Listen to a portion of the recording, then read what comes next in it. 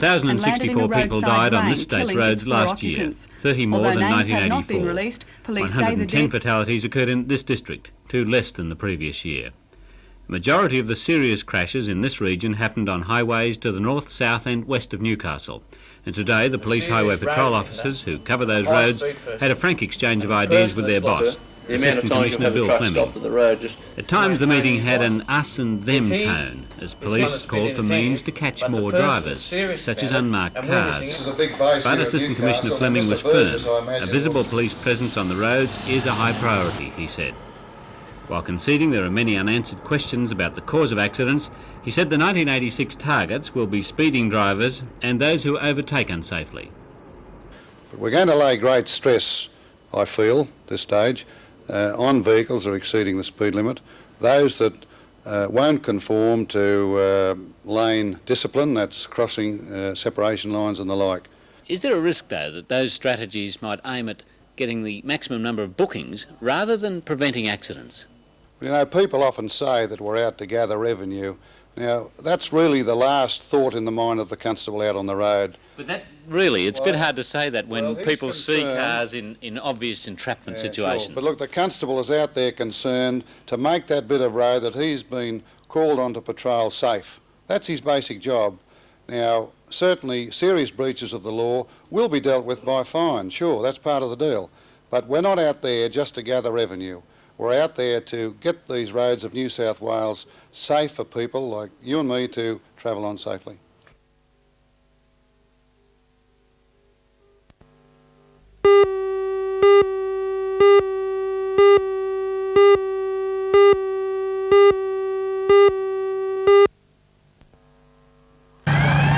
The alarm went out at about 4:30 yesterday afternoon, and Fire Brigade, police and ambulance crews arrived at the house in Oxford Street to find at least one bedroom well alight. Among the first on the scene was the proprietor of the total service station next door. The man and a male friend of the family visiting the house at the time saved 18-month-old twins James and Kira Griffin from the flames. The children's mother, Deborah Griffin, was in the house at the time. The toddlers were bundled into an ambulance and to the Martyr Hospital. James is suffering serious burns, while Kira escaped with slight burns. While the firemen picked through the debris looking for the cause of the fire, arrangements were made to transfer the twins by Westpac Rescue helicopter to Camperdown Children's Hospital in Sydney for treatment.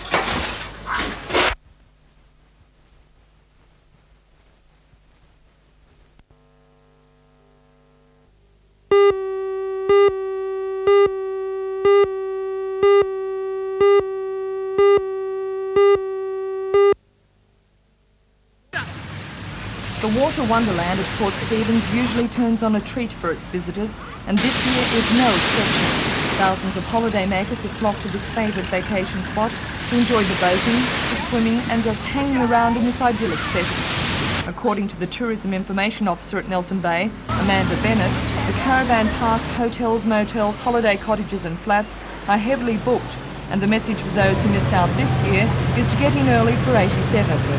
It seems to be extremely busy, certainly in comparison to previous years. People are tending to book well in advance, although there are still a lot who don't book and are finding themselves caught out. But there's always that chance of a cancellation, so just a matter of keep on trying.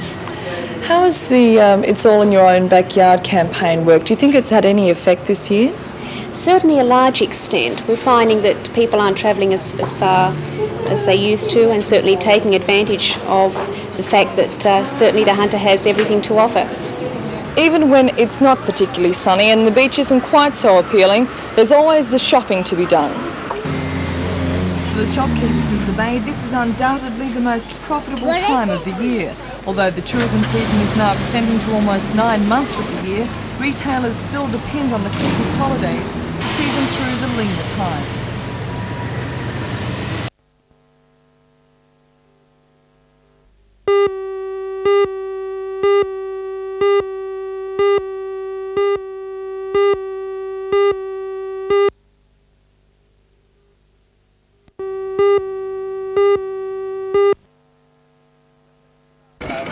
The Heron sailed 5 races with just 4 counted, allowing crews to drop their worst performance from points calculations. McPhee and his foreign hand Mike Willis had the unbelievable luxury of dropping a first placing as they'd won all 5 races. But that only equalled a record for the class set by Mike Fletcher 17 years ago. Fletcher is now an Olympic coach. Second was Queenslander Chris Carey sailing Dr. Jazz, with the Tasmanian sailor Ross Daly in Cetus filling 3rd place. Former Australian champion Don Jamieson of New South Wales was 4th, with the best of the locals Julie Owen in Blue Bottle, who wound up in 6th spot overall. The winner McPhee, who surprisingly sails an 8-year-old boat called Eigen Dector, has now won 4 successive titles.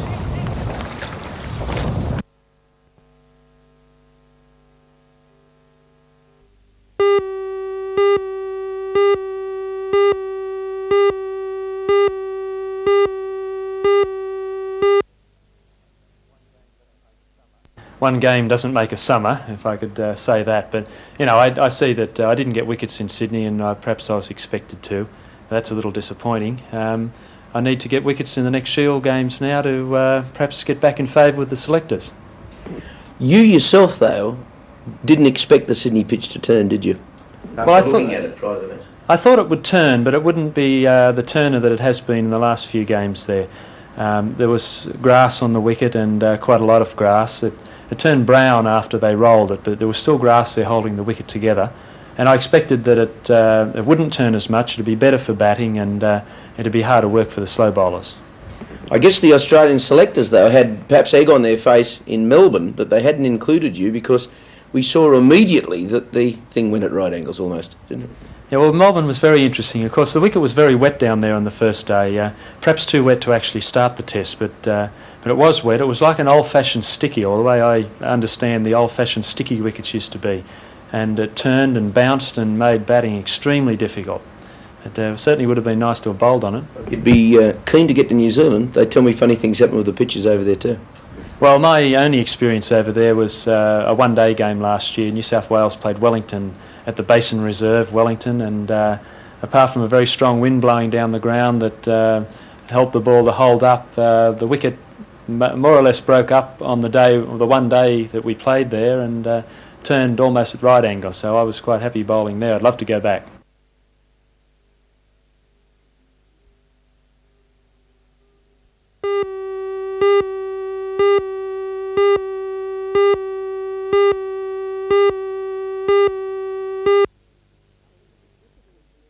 I think the difficulty is with the preconceived notion about nursing and what nurses are involved with.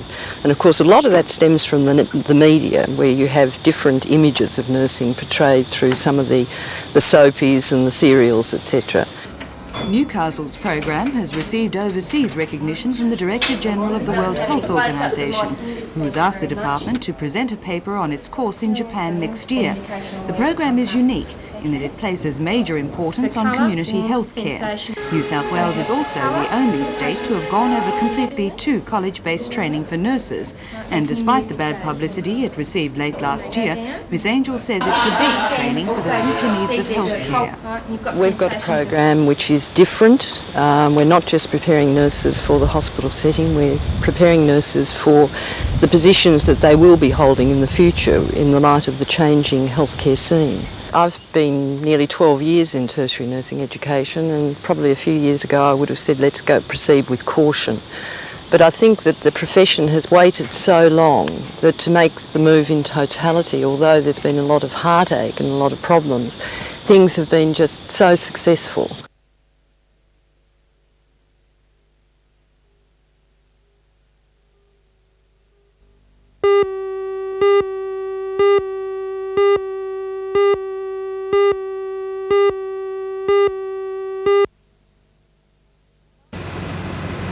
The fire began at 104 Bull Street at about 2:45 this morning. Firemen from Cookesville, Hamilton, Merriweather and Carrington were able to contain the blaze to the Bacon House. The two adjoining houses escaped with relatively minor damage. Both were unoccupied. Firemen were unaware of leaking gas in the house as they battled the blaze. Officials say they were extremely lucky there was not an explosion. This morning the clean-up and the investigation began. Detective John Thomas from the Police Arson Squad believes the seat of the blaze was under the stairs. And he says although initial tests indicate it was arson, more detailed tests need to be carried out.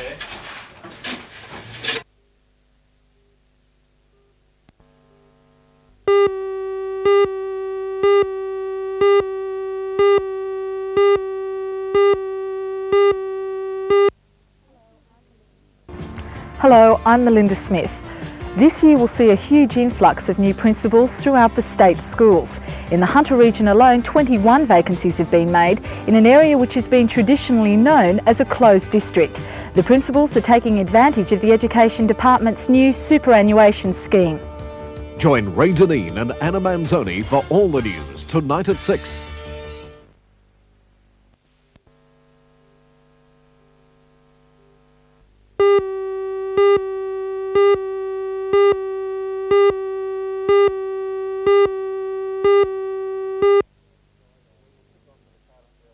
Well, Lee, we'll kick off with the Cardiff Toyota Skydivers coming in at 1 o'clock, and that will signal the opening of the program.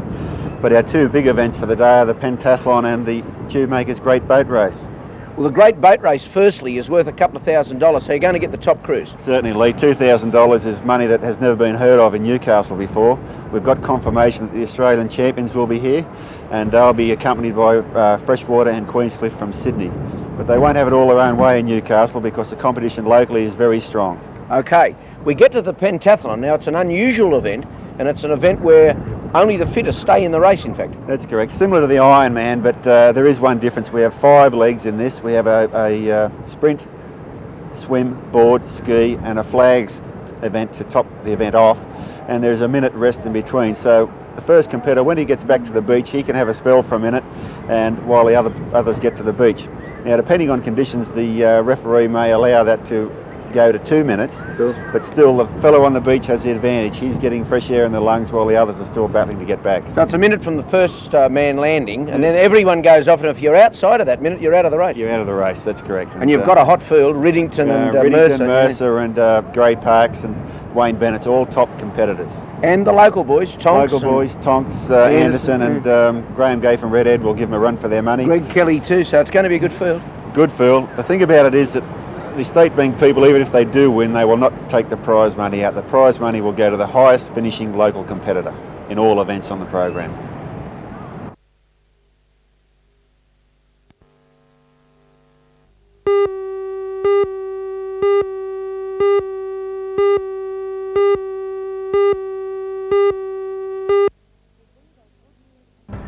There's been both good news and bad news for Hunter Valley students today with the release of the results of the HSC. The good news is that more than half the students in the area who sat for their HSC bettered the state average.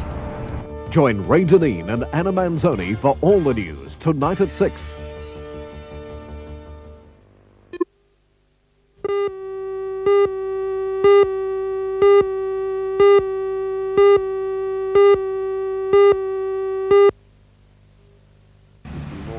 For St Francis Xavier student Kent Griffin of Merriweather, his score of 471 made his day.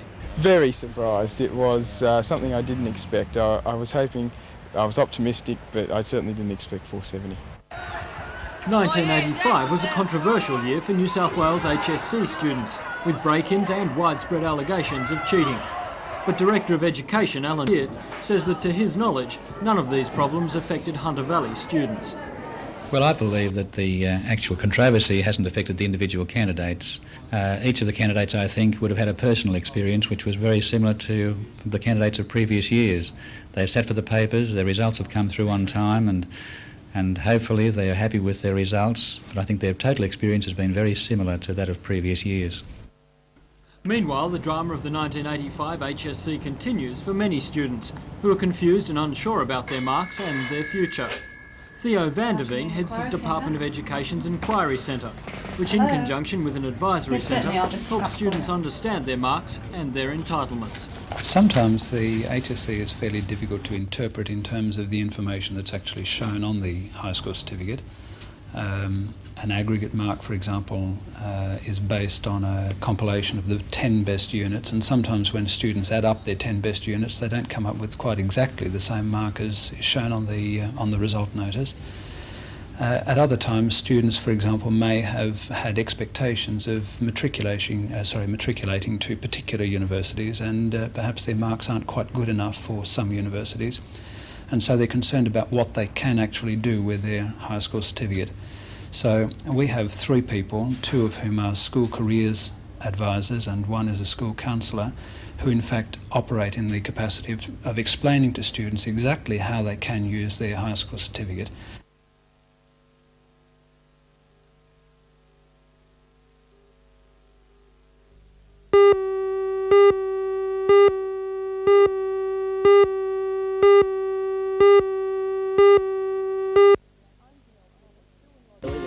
I'm Janelle Provis. Sue and Rod Ryan from Black Hill are the national champions of the little-known sport of carriage driving. They want to test their skills by competing in the World Championship in England in August, but they need $100,000 sponsorship money. Join Ray Deneen and Anna Manzoni for all the news tonight at 6.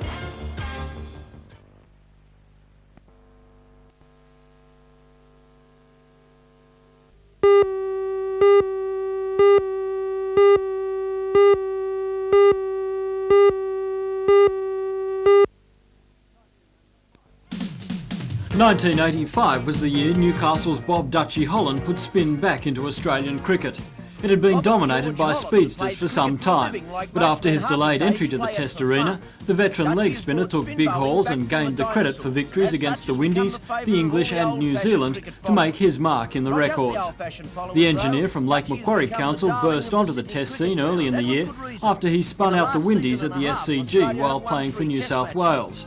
He was given the credit for Australia's 5th Test win against the Windies, and since then has proven his value with major wicket hauls against most of the major cricketing nations. Bob Holland, Australian Test cricket star. 15-year-old Donna Proctor is Australia's most promising distance swimmer. The Merriweather youngster is now rated in the world's top 10 swimmers in both the 400 and 800 metres. 1985 was a big year for Donna. She made her debut for Australia in the Pan-Pacific Championships in Tokyo, where she gained 2 medals and shared in a Commonwealth record for the 4x200 metres relay. Many see her as Australia's best distance swim hope since Tracy Wickham, and her consistently good and improving performances stamp her as a Commonwealth Games certainty. Donna Proctor, world-rated swimmer. Chris Bond wrapped up a successful season with a spectacular double, winning both the New South Wales and Australian surf ski titles. Back in 1984, the 26-year-old lifesaver from the Entrance Club stamped his name indelibly in the record books when he won the gruelling Foster to Sydney Ski Marathon, the world's longest and toughest paddle race. The Crow's Nest fire officer started as a junior at the Entrance and quit Sydney's Manly Club mid-season to rejoin the Entrance this year. It was quite a season for Chris Bond, Australia's top surf skier. Belmont's world champion sailboarder Bruce Wiley made Lake Macquarie the capital of this sport when he captured 3 world titles. The young amateur won the Special Olympic sailboarding demonstration at the '84 Los Angeles Olympics and must be one of the favourites to win the inaugural gold medal for the sport at the 1988 Olympics in Seoul. At present, Wiley is torn between the amateur ranks and becoming a professional. The money in amateur sailboarding is a pittance, but if he turns professional, he'll forfeit his dream of winning Olympic gold for Australia. Bruce Wiley, sailboarding's triple world champion.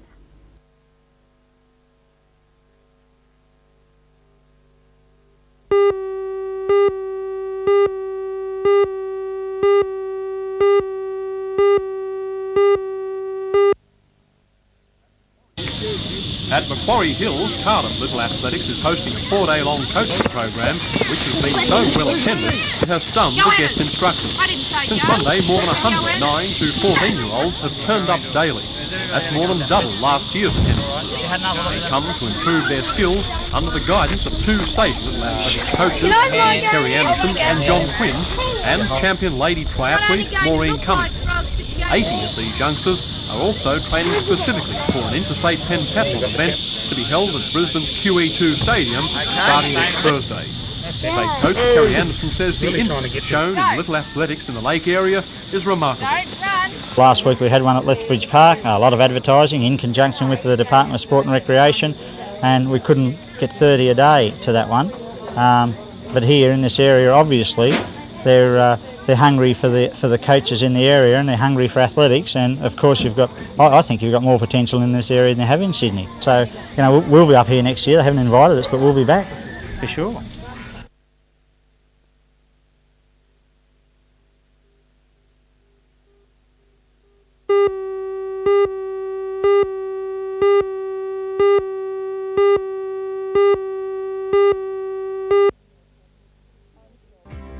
I'm Janelle Provost. 2 elderly people were killed on the Huey Road this morning. Ambulance officers say they were killed outright.